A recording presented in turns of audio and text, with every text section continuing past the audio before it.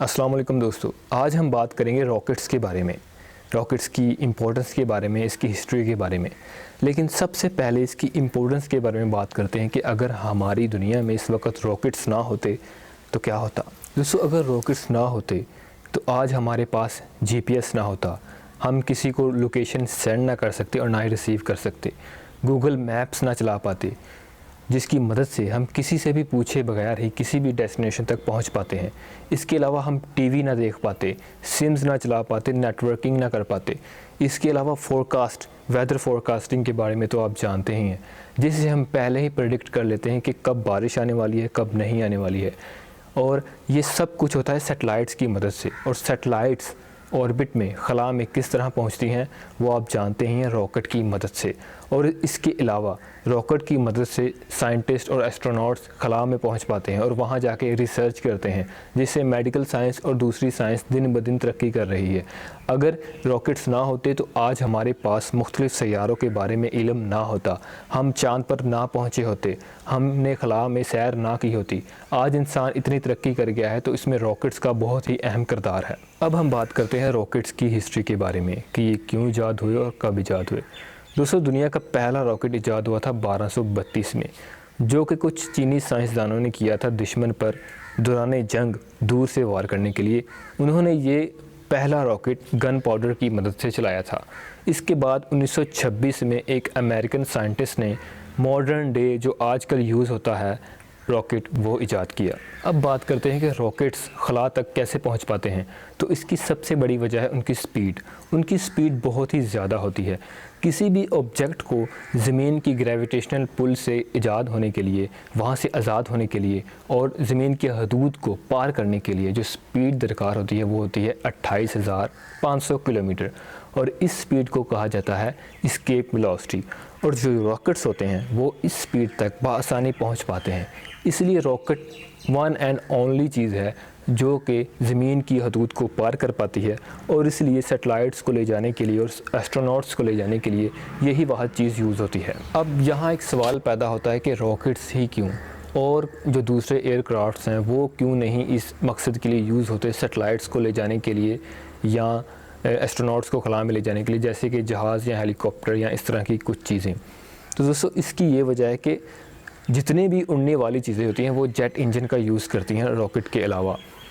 वो इस तरह होता है कि उनको चलने के लिए, किसी भी जेट इंजन को चलने के लिए ऑक्सीजन की ज़रूरत होती है, क्योंकि उसके जो अंदर फ्यूल होता है वो ऑक्सीजन की मौजूदगी में जलता है।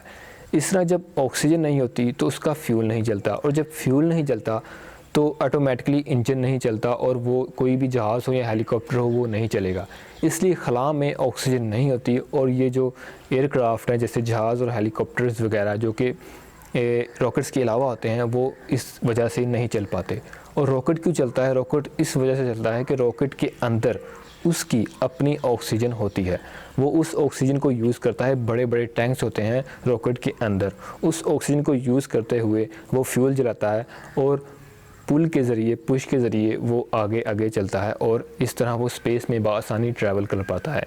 इसी वजह से ये रॉकेट्स ही होते हैं जो यूज़ होते हैं इस तरह के मकसद के लिए, स्पेस में जाना हो, एस्ट्रोनॉट्स को पहुंचाना हो या फिर सैटेलाइट्स को ऑर्बिट में छोड़ना हो।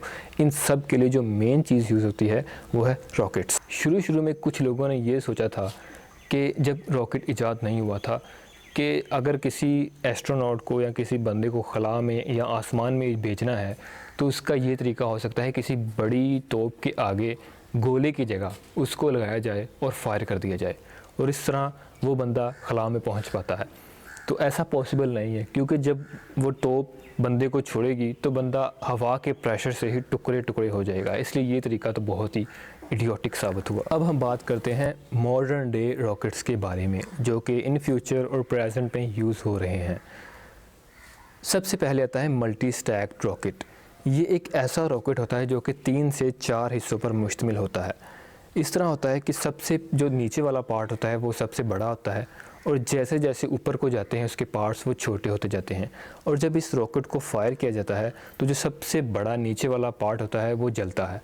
पहले वो जलता है और जब वो जल कर मुकम्मल हो जाता है, जल जाता है पूरी तरह, तो फिर वो नीचे गिर जाता है। इस तरह उस रॉकेट का वज़न हल्का हो जाता है और वो ट्रैवल फास्ट करता है और उस बड़े पार्ट के जलने के बाद उससे आगे वाला पार्ट जलता है और इस तरह सारे छोटे छोटे ऊपर जितने भी जाते हैं वो जलकर नीचे गिरते जाते हैं और एंड पर सबसे छोटा पार्ट रह जाता है जो कि असल में होती है सैटेलाइट, जिसमें कैमरास होते हैं या सम टाइम एस्ट्रोनॉट्स भी होते हैं।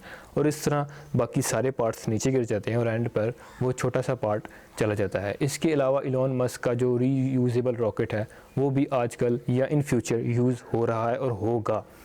उसमें क्या होता है कि वो ऐसा रॉकेट है दुनिया का वाहिद जो कि खला में जाएगा और वापस भी आएगा। इससे पहले ऐसा नहीं मुमकिन नहीं था।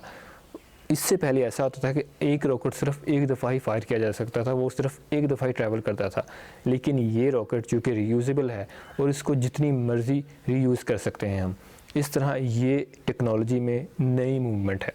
ये रीयूजेबल रॉकेट अब तक का सबसे मॉडर्न रॉकेट है। इससे आगे अभी कुछ भी टेक्नोलॉजी नहीं आई। उम्मीद है आपको इस वीडियो से काफ़ी ज़्यादा इन्फॉर्मेशन मिली होगी।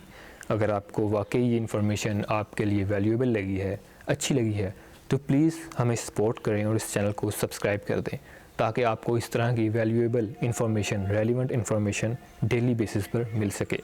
Thanks for watching the video.